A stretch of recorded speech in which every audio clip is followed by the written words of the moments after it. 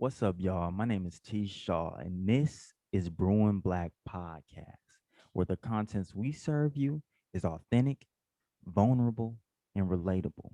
That means we serve you with no cream and no sugar. I guess I like my coffee black.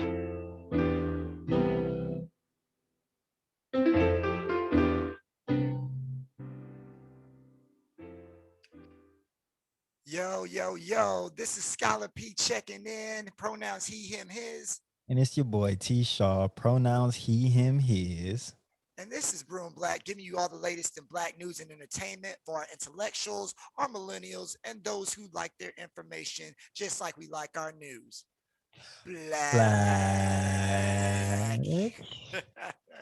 T, how you feeling, man? Man, I am just glad to be back on air. Every time we take a week off, it just feels like something is missing in my week. We usually still catch up. We usually still like stay in touch, but I feel like our brewers miss out. But yeah, it's been a good week. I had a hectic day, but shout out to the Spade and Noodle Project LA. They got my boy Deuce right. He got his shots. So Deuce is finna be out in the streets, but I don't know if we are, bro. I don't know if you've seen. I just saw California is bringing back their mask mandate, so it's like I feel like we're slowly kind of getting back to this lockdown.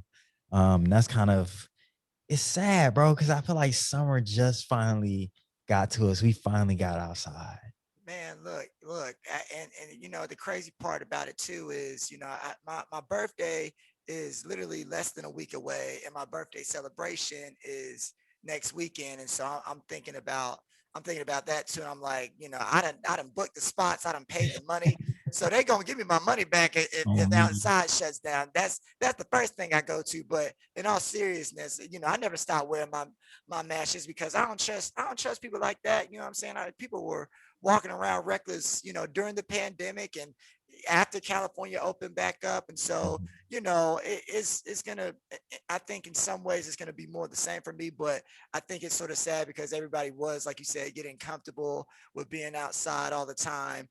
Yeah. And was really taking advantage of that. This past weekend, I was in Miami, and Fort Lauderdale. Shout out to all my Miami folks and Fort Lauderdale people who held me down. The city took good care of me, and it's just crazy that society could be looking at going back inside. So Mm. hopefully we sort of get a grip on this variant stuff soon, because I would hate to see businesses and organizations and people who are thriving by being outside sort of have to go back into hiding again, and shutting down again. So our positive energy, prayers, whatever you believe in, up towards that in the universe, and we'll have to see what happens, man. But yeah, I'm excited and just happy to be alive. I think today it was very productive. At the same time, it was very like exhausting, but it felt good to get all this so much stuff done. So I'm ready to get into it, brother. Same, bro. Same. So before we jump in, let me do the land acknowledgments. This is the land of the Yaberlino and the Tongva. This is stolen land. This is colonized land, and we will always, always, always pay those respects. Absolutely, T. Absolutely. And so to get us started, man, this episode is there's a lot going on, man, and Mhm. we're starting off a little bit serious, because in recent news, I believe this audio was actually released today, but there was a call made by someone who's involved with football player Richard Sherman, and things got a little hectic, and we want you all to sort of listen to the clip, because we definitely, because it's been getting popular on social media, and we want to sort of go over our thoughts. But T, why don't you play us a little snippet of that audio? Absolutely.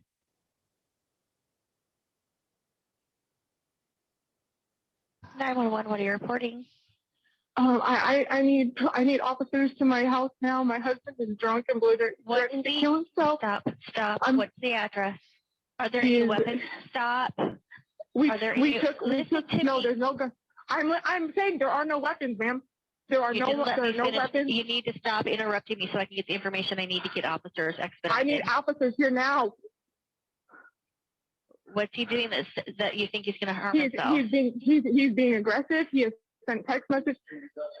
I took the keys out. They're in your car. He's trying to leave now in the house. He's being aggressive. He's wrestling with my uncle. He's threatening to kill himself. He has sent text messages to people saying he's going to hang himself. Okay. I just wanted to play a quick snippet. It gets a little bit more explicit. So this woman that called is his wife. She, just a little context, she was at her parents' home, I think with the kids as well. The situation never got physical between them. I think at some point he ended up wrestling either her uncle or her dad.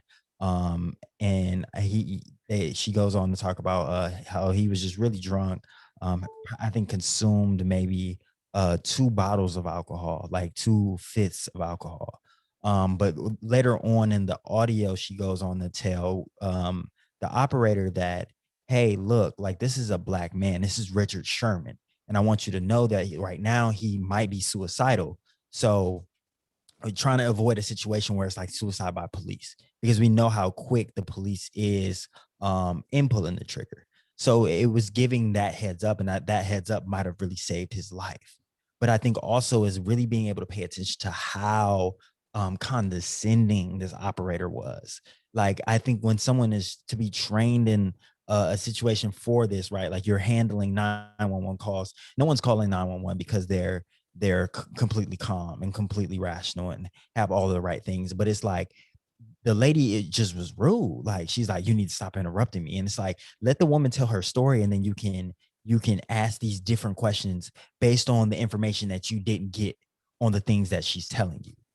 And it's like, you hear how tense it was, and she's like, no, there's no weapons, but like, let me tell you what's going on, and then follow up. So yeah, I really just wanted to be able to talk about this, because it's like we talk about the institution of policing, and it's not just police officers, right? It starts at the dispatch. It starts at the call, and the person that's logging that information, the person that's dispatching these officers. Absolutely, absolutely. And I think you or because you really talk about this idea of like urgency, right? And how urgent situations should be handled. And like, don't be in a career or on a field where you are going to be rude, where you are going to be non-understanding to people who are clearly in emergency and distress. Not everyone is going to sound all super perfect and super calm in an emergency. And a matter of fact, most people don't. And if you can't understand that, then you need to get more training or exit and transition from that field. And so, it just seemed like she wanted that. It seemed like the dispatch person wanted that woman to like talk to her in a super calm manner, in a super organized manner. And because she wasn't doing it in the exact way she wanted, the dispatch woman got an attitude, right? She was cold. She was not empathetic. She was not sympathetic. And that's a tough situation, because that's the last place that you want to feel unsupported,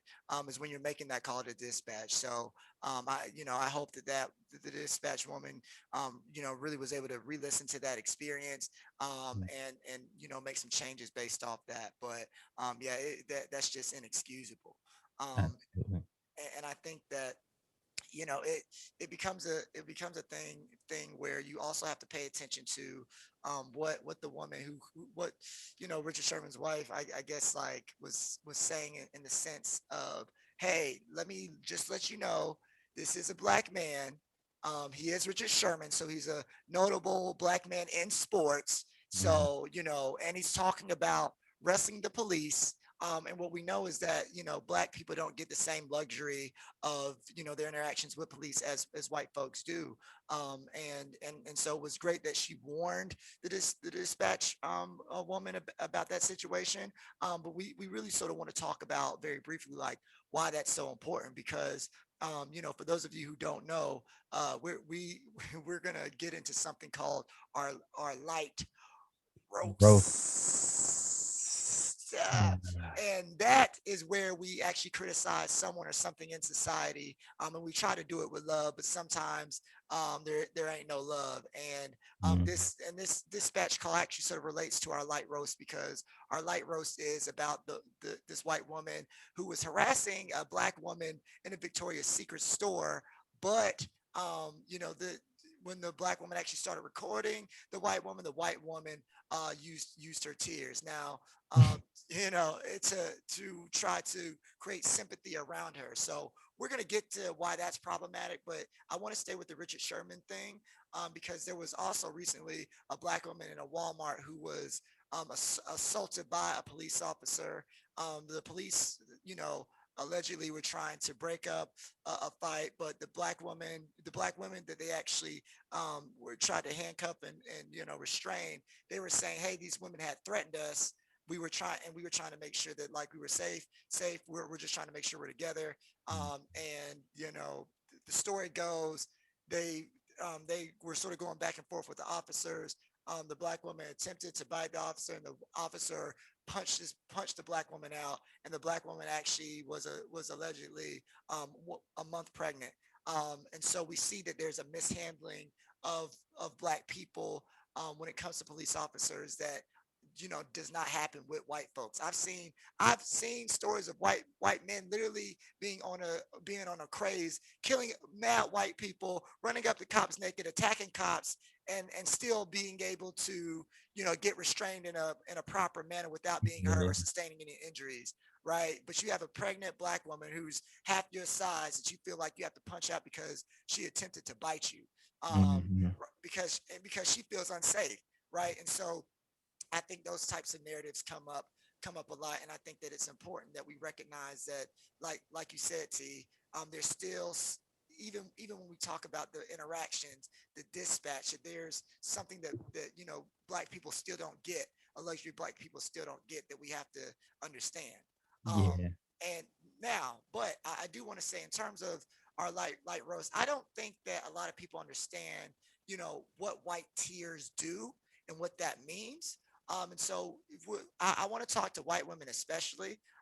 You know, it's okay to be sad. It's okay to express yourself, but you have to realize that over history, white women have used their fear, their sense of being sad or feeling or saying that they're in danger to uh, to criminalize black people. And when black people are criminalized, that's usually when violence is incited upon them by white folks, and not only is it incited upon them, it is seen as justifiable because a white woman has cried. You Mhm. know, in the South, white women were actually looked at as pedestals in the South, and it was done intentionally to justify violence against black men and women. And so Mhm. I think that white women don't necessarily understand that when you cry because you feel like a black person hurt your feelings, or a black person is holding you accountable for racism, you are actually putting that black person in danger. Even though you feel like you're in danger, you're actually putting that black person in danger, because we still have to understand that black people are still looked at as less than, as more dangerous, as inferior, as not human. And when you cry, when your tears are actually weapons, and it's actually a calling card to white folks who want to incite violence on black people anyway, who are looking Yeah. for an excuse anyway. And so I think that it's important for people to break that to break that down for people, because I think there's some well-intentioned white women who just don't understand the history of what white tears can do, in terms of decimating black communities. And so that's something that I wanted to sort of get to the people. But T, what's your reaction not only to this white woman starting trying to like become the victim when she starts getting recorded, but also the mishandling that that officer had of that black woman in the Walmart? Yeah, absolutely. And I really just enjoy how you were able to really break that down and really tie some history into that, right? And it's like informally, white women know that their tears have that power, that destructive power. And maybe that they're not consciously choosing to like have this attack someone, but they know that like they're gonna get their way if they're able to convince them through like that emotion. That I think when in English class we learned it as like, I think pathos. I think, yeah, I think that's what it's called. It's like, because it's like logos, ethos, and then it's like pathos. Using that emotion, it's like it's manipulative and it's persuasive.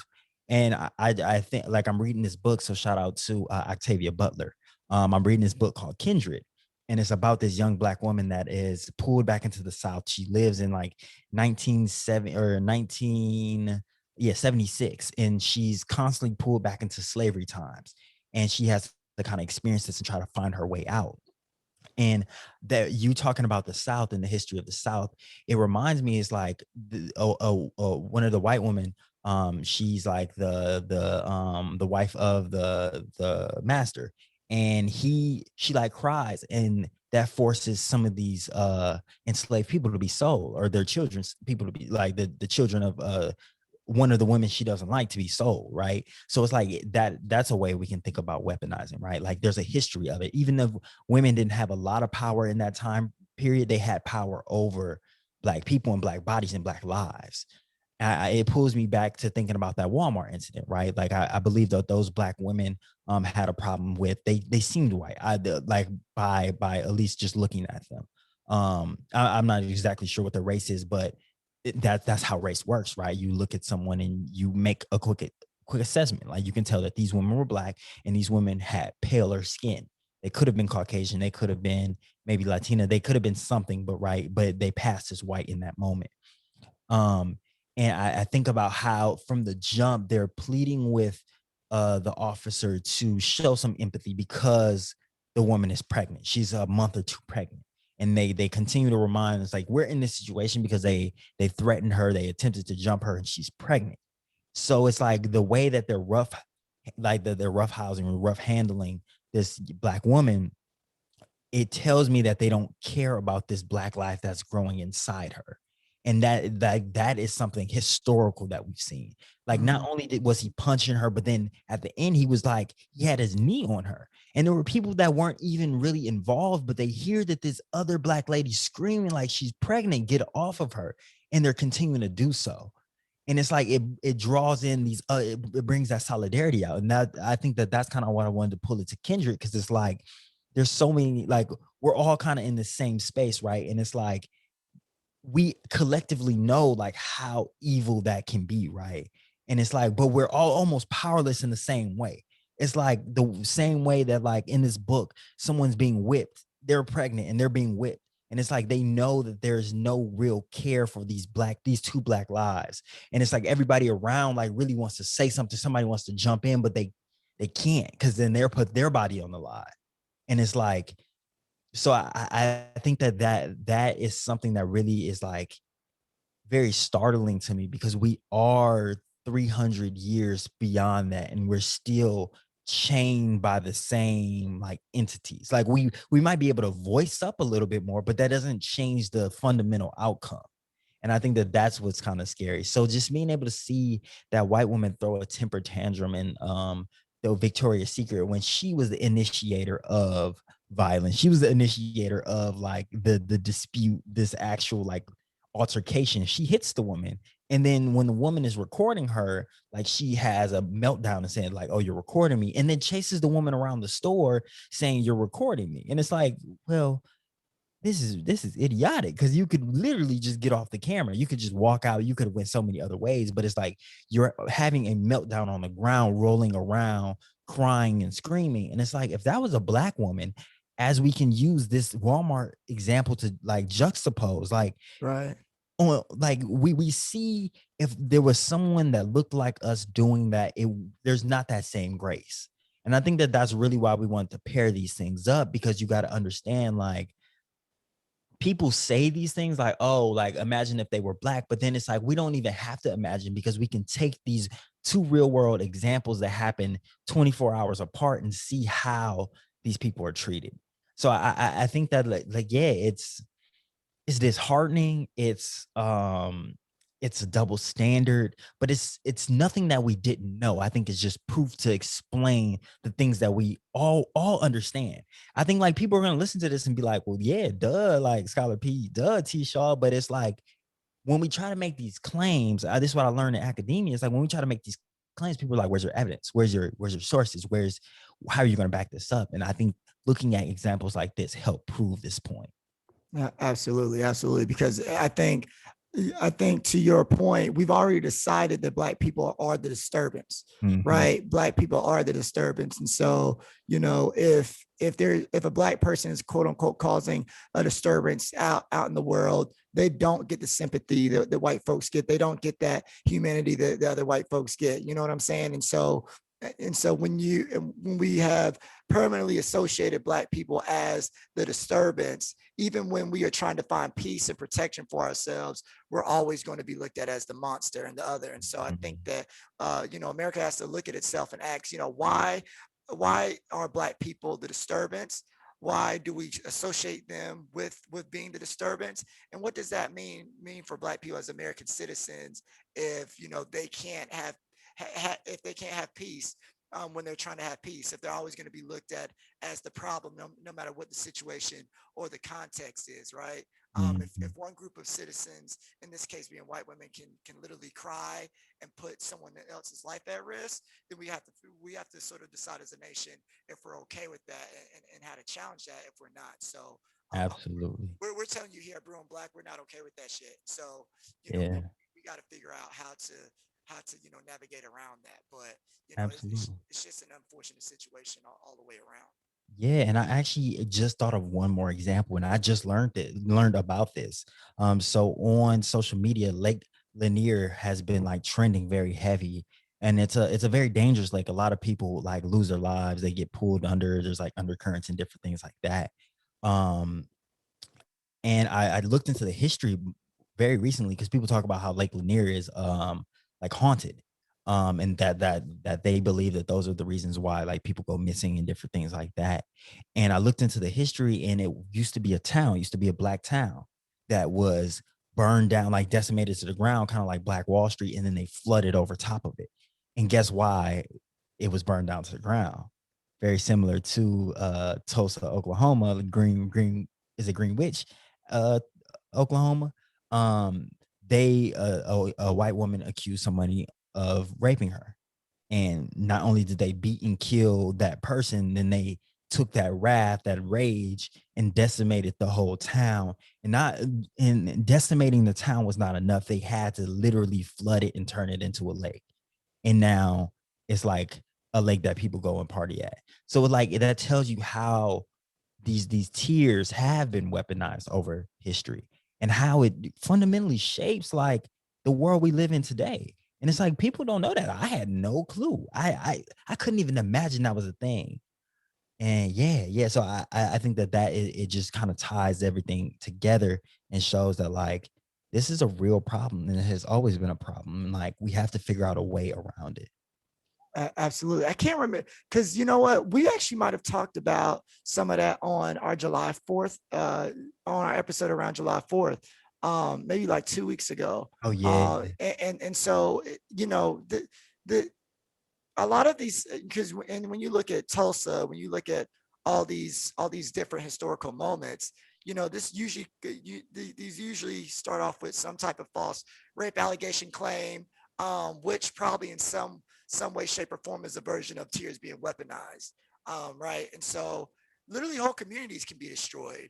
Whole generations of Black people can be destroyed based on these tears. And now, of course, this is more of a micro level that's happening today. But this should be intolerable. It should be inexcusable, and it should be unacceptable from a moral and ethical perspective. And so we just have to think a lot about that moving forward. And like once again, it's about how do we want to be remembered as a nation, right? Do we want this on our resume in 2021, or do we want to be able to say, hey, we did this differently, right? And so I hope people sort of think about that. But speaking of moral and ethical quandaries, something else has been going crazy on Black Twitter specifically these past couple of days is our man's sort of sometimes Charlotte's very own the baby. Recently he filmed this interaction for some reason, but recently two young Black men came to him trying to sell him candy. They tried to sell it to him for $200 a box, and he made them do the math. He was like, all right, well, how much does each bar cost? They were like, five. And how many do you have? We have 8, 7, 10 in there. He was like, well, let's do the math on that. There's no way that's $200. So I'm gonna give you about $4 each for, a couple of candy I bars. think $4 combined. Oh God. Because they Oh were God. selling like it was like Gushers and Skittles or something, and they were selling them at $2 a pop. So he was like, "Oh, since y'all was trying to upcharge me, I'm gonna buy one from you and one from you." Right, right, right. And a lot of people are looking at that, and there's a sense that the baby sort of messed up, and that he didn't give those little kids money. They were just trying to grind. There's a sense that he shouldn't have recorded the situation because it's a humiliating thing to sort of be embarrassed like that. And some people just think, hey, like you could have taught them that lesson and then still given them more than $4. Like that is almost insulting given your level of wealth, and how you have given back to communities and stuff before, but like Mhm. you sort of like making these little kids feel bad, humiliating them, and then giving them money that that a normal person with much less wealth than you could have given them. But you know what? I'll be devil's advocate here, right? I wouldn't have filmed it. I wouldn't have filmed it. But I think there is something interesting to be said in not trying to charge people more just because they have more. Now, I think that it's different when you're talking about taxes for the rich or something like that, because that actually benefits everyone in society. And that's a whole different conversation. But but if I go to the store and I make $1,000 more than someone, that doesn't mean I don't want a candy bar to be a dollar for that person and then $20 for me just because I make $1,000 more than that person. Mhm. You know what I'm saying? Get that. Or like the way I juxtapose it too is like if I got a bunch of friends who are riding with me in my car, and one makes a lot more than everybody else, I don't want to charge everyone else $5 and then the other person 100. Like I wouldn't want to do that. And like Really, I really. I would like not not not like that, because I just feel like in that instance, like I think it's one thing if people don't have the money, you know what I'm Mm, saying? But yeah. it's like none of my friends, to my knowledge, are in a situation where giving me $5 for gas is gonna hurt them. And like I feel like no one in your friend group makes the exact dollar amount. So it's sort of like where do we draw the line? So it's like, if two people owe me $15 and one makes $1,000 a month and one makes $1,100 a month, do I say, well, even though y'all I borrowed 15, even though each of y'all owe me $15, now you owe me 20, and now you still owe me 15? Like I don't like that type of thing. But in the baby's case, like I think he could have taught them that lesson and either not filmed it, or he could have taught them that lesson and then given them, hey, like I'll give you 40 each. Maybe Yeah. it might not be that 200, but I'll give you 40 each. Like keep hustling, keep grinding, but I need you to remember this moment. And a matter of fact, I think that had he not recorded it, he could have actually used that to be a part of the moment and the warning. And Absolutely. he could have been like, hey, look, man, I could have clowned y'all and posted this and like sort of, showing y'all as some scammers, you know what I'm saying? Which might Yeah. have, fucked up your whole business model moving forward. But Mhm. like, I'm gonna give y'all $40 each. I might even give you $100 each, but like, don't do this type of thing again. Like, just because someone can give you more money, come at it with a little bit more integrity. But like, I don't mind blessing y'all either. But like, don't do that, because that rubs people the wrong way. You know what I'm saying? And so I think that yes, you can give them flack for possibly embarrassing the kids. You can give them flack for like filming and recording this, because I don't know if you even got the kids' permission to really do that in the first Mhm. place. Um, and you can clown them for even giving them $4 total. Like you can do that, but I'm not in the camp that people with more should always just automatically give more depending on what the situation is. And like I said before, taxing the rich is a completely different thing for me. Like that's the rich should be taxed because that actually benefits society. But T, I was if gonna say I might beg to differ, because my look, thing is like, is that yeah, not equity? Is that not equity? Like, I think that, like, okay, think about like you're giving your friends a ride. So right, Say you got a friend that makes $100,000. Say you have a friend that's unemployed. Say you have a friend that's making like, I don't know, like he's working a solid job, like I don't know, like let's say $40,000. Like the person that's making 100,000, and y'all all going to the same place. Y'all need gas. The gas costs $40. That $40 is nothing to that $100,000 nigga, but it means a lot to that person that might not have a job right now. So I understand in fairness, ideally, like when we're talking about equality, like everybody should be pitching the same thing. But in fairness, truly fairness, it's like, okay, like throw me what you got, bro. Like, cause I'm not trying to like really hurt your pockets. If you can throw 5, cause my man's can throw 12, and it really like that $12 can be nothing to him. He probably spent $12 on OnlyFans. He didn't spend $12 on drinks. Like he gonna buy way more. You just there for the experience, and then he spending big bucks. Like he gonna spend $50 wherever we going. You gonna get a water and some fries. Like, and look, I think in that type of scenario, like if someone's unemployed, okay, you know what I'm saying? Like we should all understand that as friends. It's like, yeah, you give me what you got. But it's like if gas costs $10 and the $5 isn't gonna hurt the person who makes 40,000, and it's not gonna hurt the person who makes $100,000. Like, because I think, I guess for me, I start looking at trends and patterns. If every time we go, because like let's say, you know, it's a birthday thing, right? And like, you know, we all agreed on a $20 limit. yeah, And it's Secret Santa. And it's like, then I get mad at the person who makes $100,000. It's just like, you got $100,000.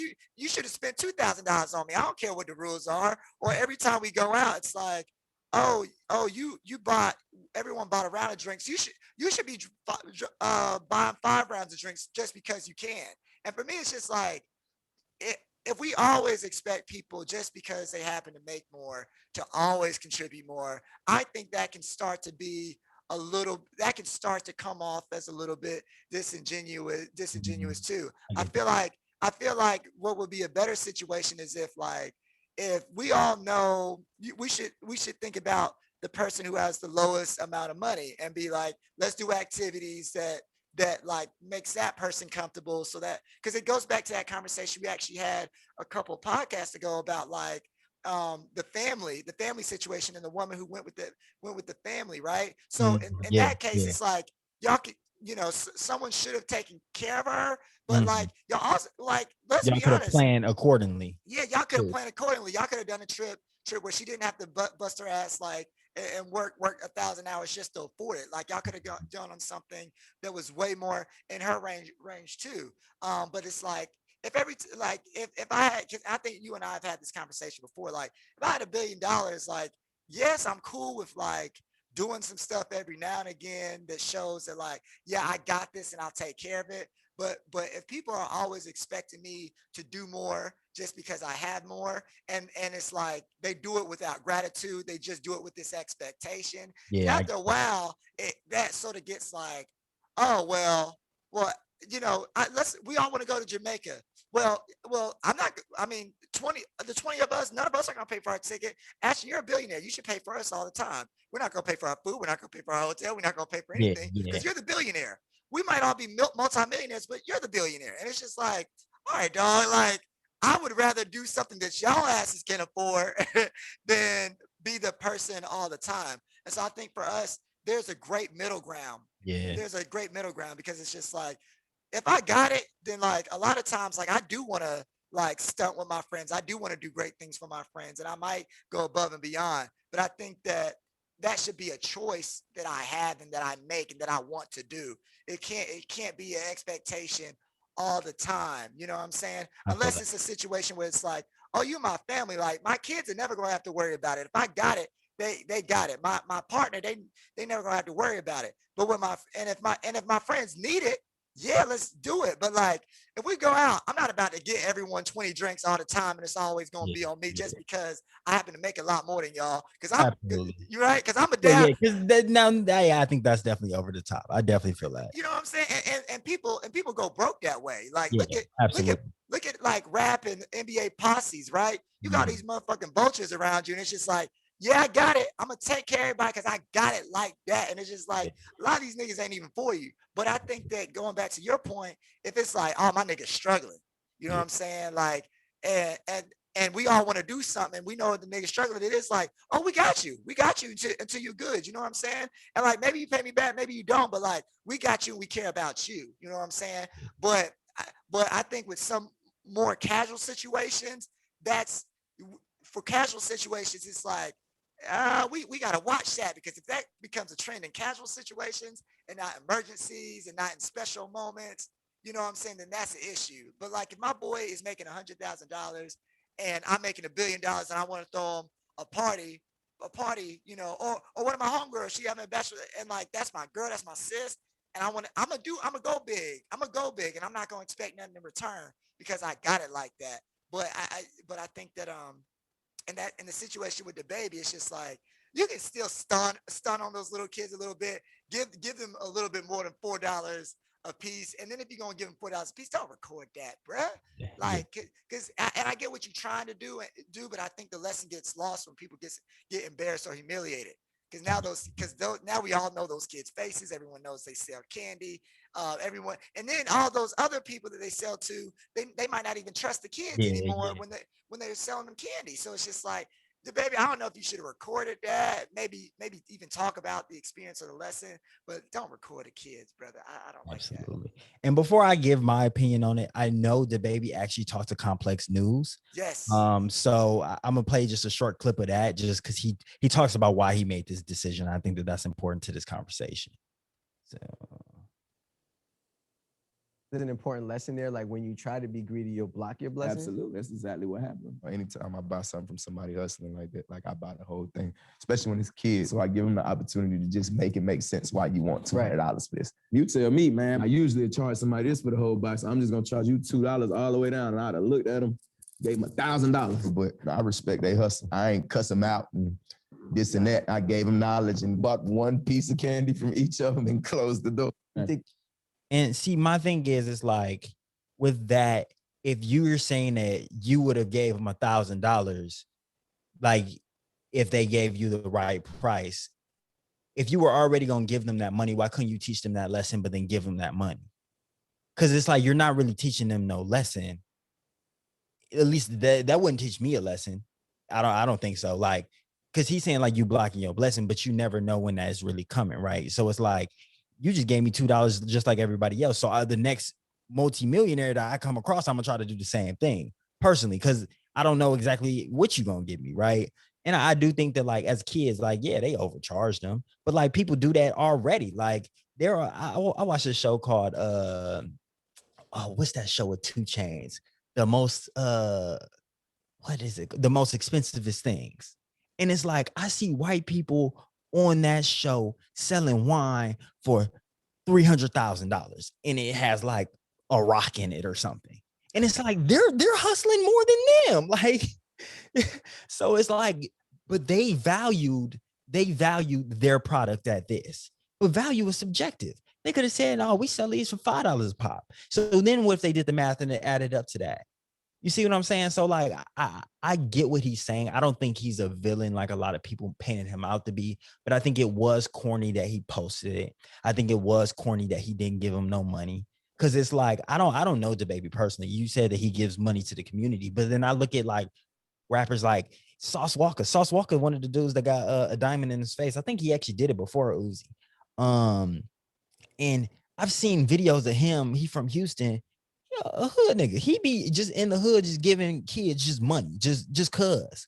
Like, he came across some little some kids that sold, like, selling them little football cards for like they high school. They was trying to like, or I think they was trying to do like a little league football team. They were trying to start their own team because they didn't want to play for the team they played for last year. And he was like, how much you need? Matter of fact, he didn't even care. He just pulled out a stack of money and gave it to him. He was like, here, I think this should be enough.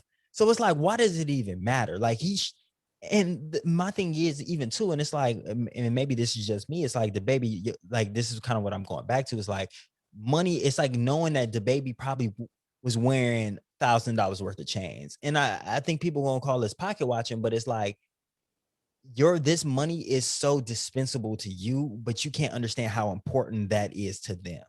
Like $1,000 to you, like, is nothing. You spend $1,000 in a day, you will buy a woman off Instagram a purse to hit. Like, but that $1,000 to them could really change their life. You don't know what their parents going through. You don't know what like these families is doing.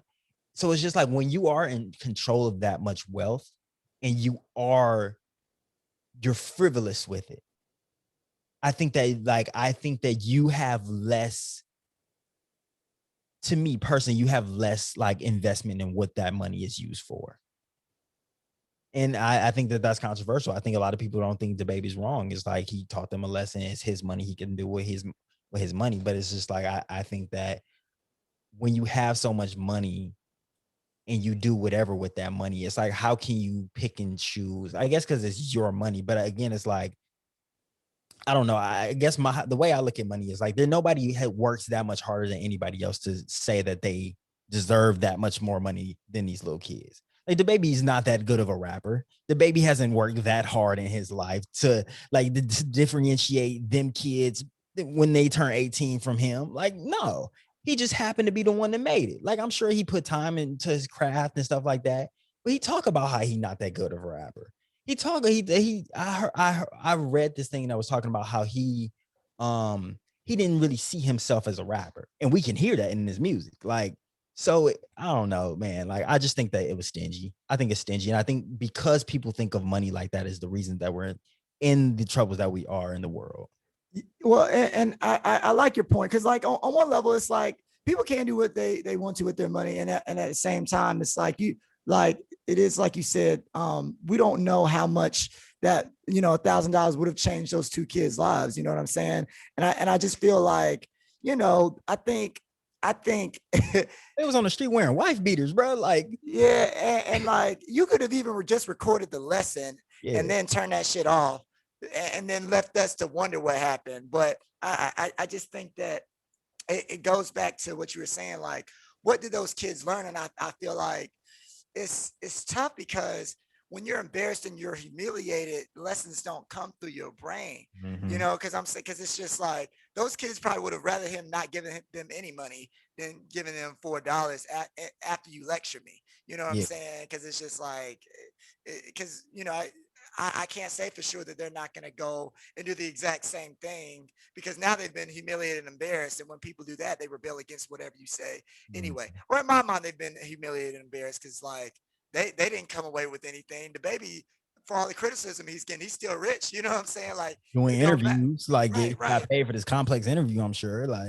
right. So it's just like it's just interesting to think about that. And like I think it would have been interesting just to hear more so about for him to, like, if he was going to film the whole situation, which I still don't, I mean, even filming kids, I don't know. Like, I think if he was going to film anything, he should have had a more in-depth conversation with the kids. He should have gotten to learn more about, why they did what they did. Ask them, like, how would this money impact their lives, like, and just really get a sense of like who they were and why they did what they did. And maybe he could have had a much more in-depth conversation. And maybe had he gotten to know them just a tad bit more, and I know he's probably busy or whatever, but if he had taken just a few more minutes to get to know exactly what was at the root of that, then like he might have found out, well, damn, like this money could actually, like, maybe our grocery situation ain't looking too good. Maybe our bills ain't looking too crazy. Like maybe we want to do something special for our family. Like, and maybe he would have been like, oh damn, like, well, look, this ain't really the way to go about it, but I'm gonna bless y'all today. But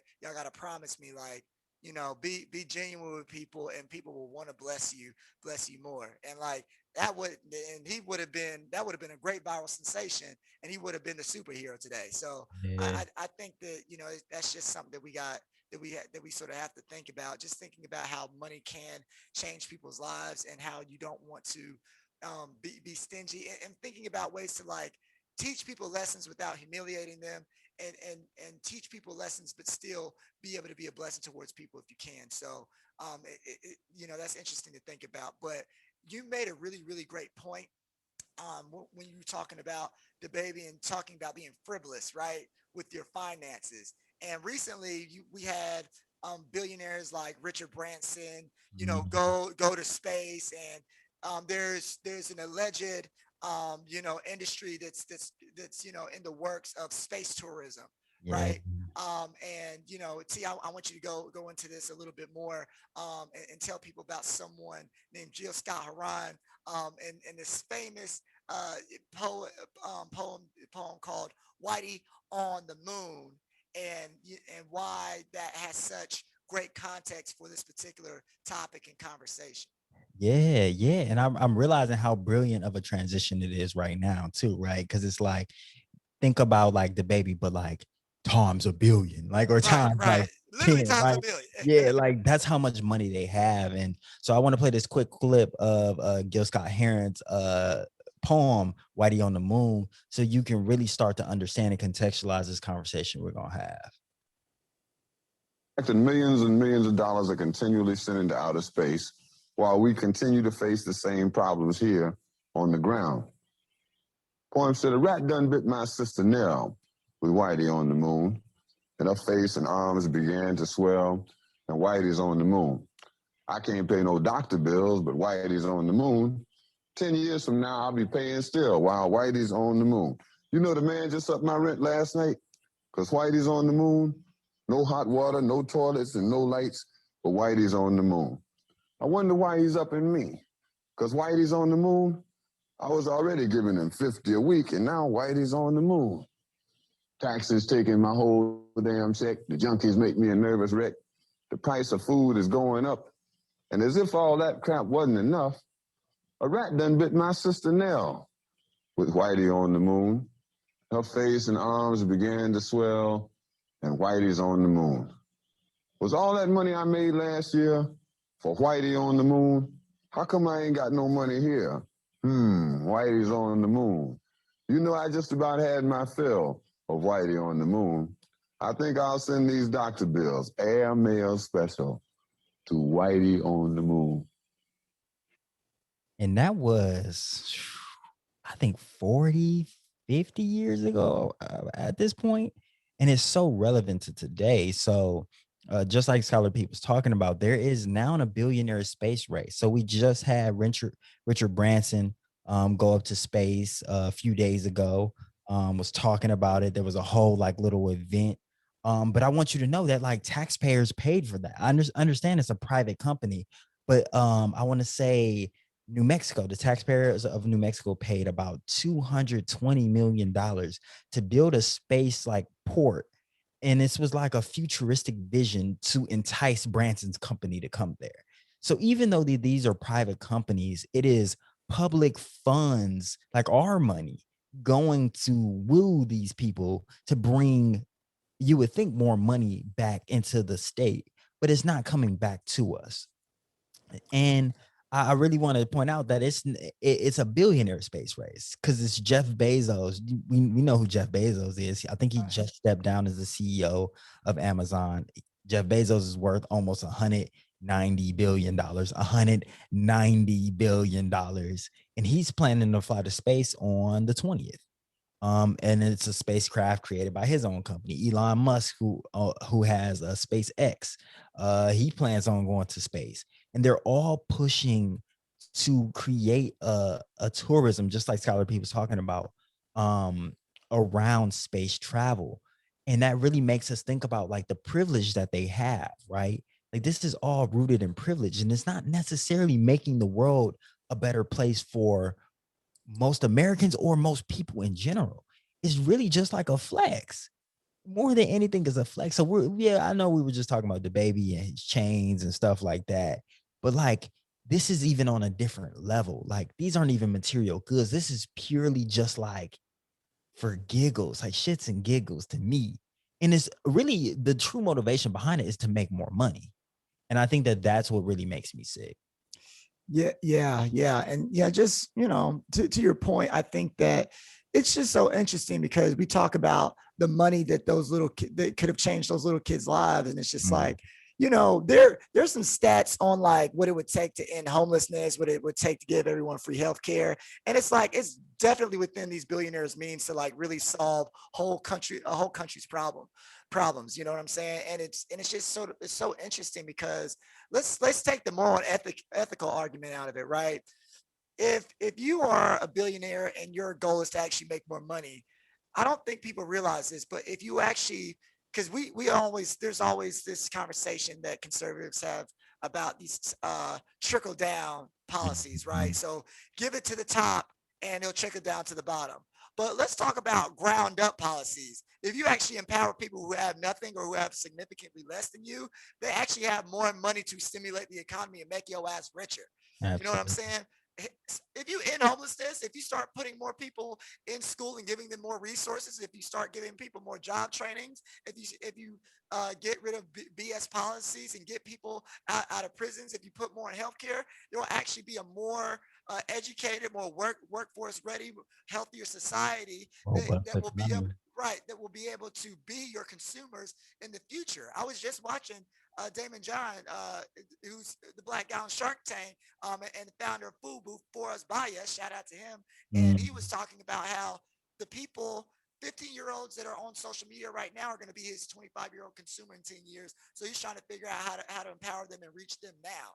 And billionaires don't even realize that, like, if they spent time making the world a better place, they would actually increase the amount of consumers for their businesses, in my mind, because once everyone's good, because I know, like you and I've been taking all sorts of trips, but why? I have my health, I have my education, I'm ready for the workforce, so I have money to spend, I have money to blow, I have money for vacation and traveling, and I've been making somebody a lot of money. And when you give people the opportunity to actually be a full-on citizen who's healthy, who's educated, who's mentally well, you give them a chance to be your consumer because they don't have to worry about their basic needs.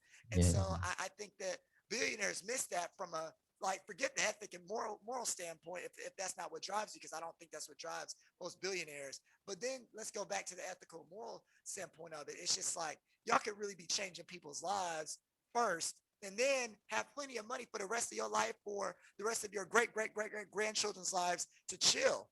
But y'all are choosing to go to space. And it's just so interesting to me, because I think that this is where you really find out what was performative during the whole George Floyd stuff and black versus what's really genuine. Because it's like, if you were really genuine about this, then, like, you would be taking your money and changing policies that fuck over black people, marginalized people. You would be doing so much more with your money. You would have black consultants and black teams that are really saying, hey, look, Jeff, this is what one of your billions and billions of dollars could do to empower the black community. Absolutely. Shit, start in Seattle, since you don't pay taxes there anyway. Yeah. But I think that this show, and we're not saying that people can't do what they want to with their money, but what we're saying is, and T, you said this so much, and I appreciate this perspective so much. It's like, they have such an excess of money that they can still go to space and help society and have more than enough money for them to know what to do with, for their lives, for their children's lives, for their children's lives. But they're choosing this violence of frivolousness. Like, they're choosing to not only spend money on things that don't ultimately impact anybody, but also saying, hey, look, we could spend $20 billion and maybe even find a way to write it off as a tax credit to end homelessness. But nah, I'm good, love, enjoy. They're literally saying that to a whole society, to a whole country, to a whole planet. I'm good, love, enjoy. Y'all figure that part out. I'm gonna go to space. Niggas. I'm going to space. Because it was a childhood dream. Like, and that's what made me sick about Richard Branson. He was like, I think Elon Musk even tweeted it too. It's like, oh, y'all shitting on people who want to go to space, but like we're showing people that their dreams are possible. But whose dreams? Because these little kids' dreams was just to sell some candy so they had some money for basic needs. Like, so my thing is too, and it's like, I really love the point that you made, but it really stuck out to me. You said, like, he's focused on like his next consumers. But I think that they look at us more as products than consumers. It's like, thinking about Facebook. It's like Facebook has turned us into the product. They're selling our data. They don't look at us as the consumers. The consumers are corporations with more money than us. They're selling us to these corporations. They're selling our hopes and dreams and our bodies to these corporations. So I think that like that in that sense, it's like we lose the ethical and moral, like that it never really could exist. And I think that again, that kind of comes down to capitalism, is knowing that capitalism really took off when slavery took off, like when chattel slavery became a thing. And it's like you know that like it's a system of exploitation. So when capital is the goal, and we see that in this space race, like fuck the people, like, and it's really, I really just had a brain blast. I got too excited. So in like, I think about like Powerpuff Girls, like Mojo Jojo and stuff, like right, or like even just like other villains, they want to like blow up the earth, and they're like, I never could really fathom why they wanted to blow up the earth, and it's like just for their personal gain. And I feel like that's kind of what they're doing. It's like, yeah, I'm gonna go to space, but the earth is dying. Y'all see the ocean is on fire. The ice caps is melting. We running out of polar bears. We running out of rainforests. But deuces, nigga, I'm gonna be on the moon. And it's like you wasn't even in. I saw this on Twitter today. It's like you didn't even make it to space. They said he was in the high sky. Like you didn't even break the orbit. Like so.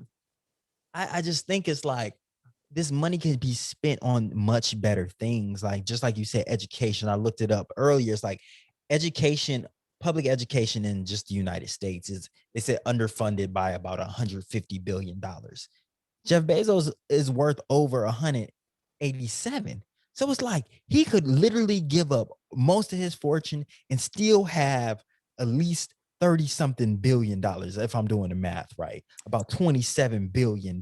Like, and that's a good life. $1 billion is a phenomenal life. So it's like there is so much that these people can do with their money that could really fundamentally change the earth and make it a sustainable place and make it a place for all. But it's like that's not necessarily what they're looking for.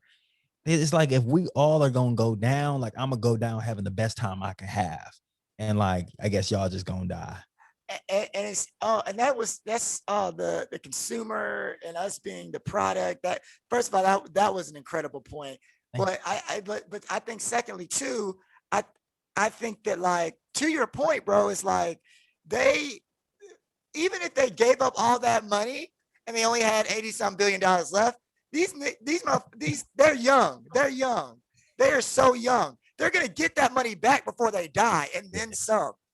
Do you think Jeff Bezos is only going to die with $190 billion to his name? Even if he gave up more than half of that now, it's like, it's so funny too, because it's like, we're talking, you were saying how they're like, fuck the earth, I'm going to leave it because it's dying anyway. And it's like, you have the power to save it. It's literally in your pocket. It's literally in your wallet right now. It's literally, you literally have, you have billions of people's hopes and dreams in your pocket, and you just looking at it like, dang, that money look good in my pocket. Damn, like my kid, like I got 100 generations of wealth in my pocket right now, and when I die, I'm gonna have 300. You know what I'm saying? And it's like, it's so crazy. None of that with you.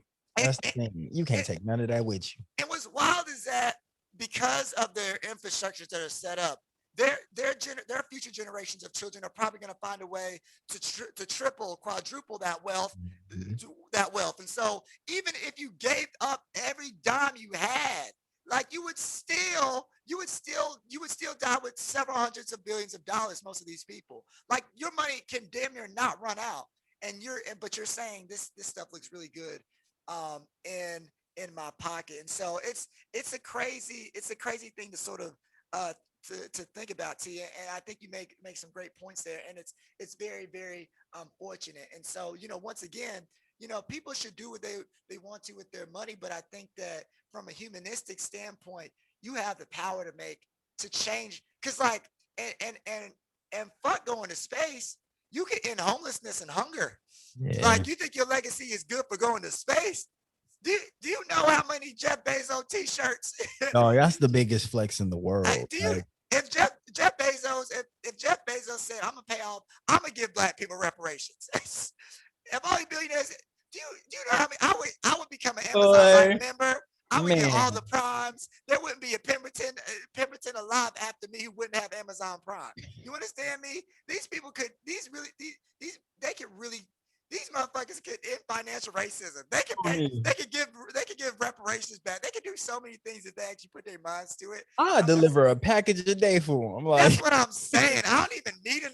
Like bump all the media stuff, man. We'll do the podcast in Amazon trucks. You know what I'm saying? It's like it's whatever. Like, but it's just it's so crazy. And so like, you know, whatever type of money we end up getting in our lifetimes, if we're ever in a position to impact people's lives, I hope we make better decisions than just going to space. Because the funny thing is, no matter what, even if they gave up more, because even the founder of 5 Hour Energy, he only uses I think 1% of his wealth. Like he donates the rest to like impact the world. And like, guess what? He makes way less than Jeff Bezos. Mm-hmm. But this man I think he's worth about $4 billion, and so he lives off $40 million a year, and he's still wants for nothing. Phenomenal life, like he still wants for nothing. He lives on $40 million a year. Do you imagine? I don't know. Let's say Jeff Bezos makes about, let's say, $30 billion a year, and he said, you know what? I'm gonna live off $300 million. The possibilities. Look, we need a wealth cap.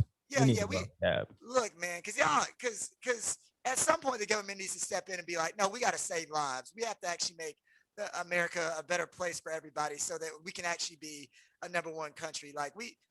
There's so many things that America could really be the superhero of the whole planet. Like, we could really save the universe. We could literally, America could Lord forgive me, Captain America. Like, we could be Jesus. America could really be Jesus. The closest thing to Jesus that could exist. But like, America could really save everyone. If we took all the billionaires and all the money, the possibilities are endless. People don't even know this. America could actually go to war with the rest of the world and win. But that's another episode. I'm not even going to get into that. That's another episode. But like, it's just wild. So y'all, we're not gonna pocket watch too much, but we are gonna say, look, you should pocket watch yourselves. You should watch yourselves. Absolutely. And have a moral compass. Yeah, man. Damn. And I know people they're mad about pocket watching, but it's like, at some point we gotta watch somebody pockets, like, because otherwise these pockets get a little too big. Because I'm sorry, $190 billion is too much. Yeah, it's too much. You'll be okay without it for sure. So yeah, that's all. So, but the people that we gotta celebrate people, just like we're holding some people accountable, and that happens with our spotlight. And so, for those of you who don't know, our spotlight is when we show love to people in society that's done something good. We start off with the light roast, but we got to end it with love. And today we want to give a special shout out to the Black queen that has been trending, who won the spelling bee, and her name is Miss Zaila, Avant-Garde, and she's getting a lot of fame and acclaim from winning. Which spelling bee did she win? Was it a national? Was it a world spelling bee? I think the national one. Yeah. So shout out to black woman or black person to win, I believe, the Scripps National Spelling Bee. Yes. I saw a post that said Zaila and Lil Webby were the people who really put Black people on with spelling. INDEPENDENT. Yes, I know what that means. Yeah. All right. That's all. I'm gonna retire. But we gotta give a special shout out to her, and then for our athletes, shout out to the women athletes who have been on our show. Shout out to Kendall. For those of you who are watching sports and are in the sports world, we got Space Jam coming out on Friday. Yeah. But our girls, Candace Parker, is going to be the first woman to grace an NBA 2K video game cover. And she appreciated that moment. But she was also saying, hey, look, this is good. I guess better late than never, but never late is better, to quote Aubrey. So this this should have happened a while ago. The WNBA's been around for a long time, and representation has been important. Has been important before 2020 and before 2021, and so I'm glad that companies are sort of starting to kind of get it, but I y'all got some catching up to do, and this should be a lot more representation of our women athletes, whether it be in the NBA or softball or whatever sports that women are occupying. Y'all, there's a lot of catching up that y'all need to do. So y'all need to be running a little bit faster, and y'all pace needs to be going up a little bit more. But we are so very proud of Candace Parker, so deserving. But like she has said herself, like she's not the only woman who's been doing great things in the sports world. So y'all need to, sports world, athletics, video games corporations, y'all need to catch up. Absolutely. And that reminds me that Zaila Avant-Garde is also a Guinness World Record holder. She holds 3 records when it comes to dribbling basketballs and juggling basketballs and different things like that. So shout out to her. She is also a basketball prodigy. She might be the next Candace Parker while we talking. Ooh. Watch out for her. She's versatile, multi-talented. But yeah, shout out to Candace Parker, one of my first crushes ever. I grew up watching her like play basketball. I remember watching her play at Tennessee. And I used to just like watch ESPN, in high school before going to school and stuff. And I would see a lot of her highlights. She was one of the first women I've ever seen dunk. So it's just like she continues to like trailblaze for women in women's sports. And I think that that's amazing. I think that it is, it's like past time, right? Like we definitely should have had one, but women just got on 2K in general. Like you can just now start playing with women in the game, and it's still not, it hasn't progressed too far. Like you can play like a pickup game with the women, but like you can't do like a real season mode. Like you can't make trades and stuff like that. Like, so there's so much that needs to further develop, but I think that we are on the right track. And I think, yeah, it's late, but like, as long as there's a true commitment to it and doing it, and it's not just like lip service and just doing it just to do it, like y'all really mean it, y'all really want to make it more inclusive. Like I know that they were talking about on 2K, like having my players that are women, and you can do like a my player that goes to the WNBA, because there's a whole storyline about how your dude had a dad and he passed away and he was an NBA great, and now you going to the NBA. They got a whole storyline, but you don't have an inclusion for women, having a women character, because I would be cooking. I'd be on like the Las Vegas Aces. So much more to come, but I think that it's a great step. Absolutely. So shout out to the progress. And yeah, man, look, today was a good episode, man. We got into the thick of it, had some laughs, but it's going, man. I mean, there's just so much going on in the world. And like you said, I sort of felt that too. Like we missed y'all. We missed being able to talk about some of the crazy stuff going on in the world, because there was definitely some crazy stuff going on in the world. But we're going to be coming back right at you. My birthday is next week. So the next time y'all hear my voice, I will be the tender age of 28. Oh my God. I might have to do some birthday reflections, because good Lord, at 27. Yeah, I'm excited. Golly. Yeah, look, I'm I'm in a good spot, but Lord, was it a journey. Golly. But look, man, look, T, do you have anything else for the people? Because I think we gave it to them today. Yeah, I think so too. Yeah. Well, look, take us out, brother. Absolutely. So like we like to say, keep the coffee black. And we like our podcast like we like our women black. All right, y'all. Thank y'all for rocking with us. It was a nice hour and 10 minutes.